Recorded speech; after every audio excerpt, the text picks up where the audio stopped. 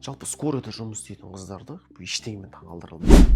Өйткені жұмыстың өзі өмірлік сабақтардың барлығын үйретіп қойған. Жалпы ондай сабақтарды том қаншама кітап оқысаң да алмайсың. Ол жерде адреналин, ол жерде эмоция, ол жерде қысым, ол жерде арпалыс қаншама. Шақыртуларға барасың, бір адам қаңсырап жатуы мүмкін, бір адам өлім халінде, бір адам комада жатуы мүмкін. Оны 40 жақындары келіп жан-жағынан қысады. Әрине, ондай қысымға екінің бірі шыдай алмайды ана жерде. Сол сәтте сен жарайды етсең, біттің. Скорыйда жұмыс істейтін қыздар ондай жағдайда мыңнан абыроймен өткен.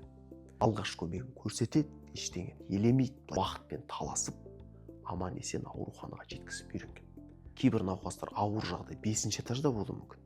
Көтеріп, түсіріп, аман-есен жеткізіп жатады. Бұл жерде қаншама физикалық жүктеме, физикалық күш нәзік жанды екеніне қарап тұрған жоқ.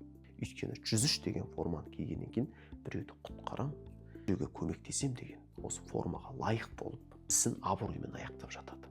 Сол үшін де жедел жәрдемдегі жұмыс адам жаны үшін күрес, қиын сәттері тез қабылданған нақты дұрыс шешім. Бұл үшін де кез келген медицина қызметкеріндегі нәзік жандылар ол үлкен құрметке лайықты деп ойлаймын.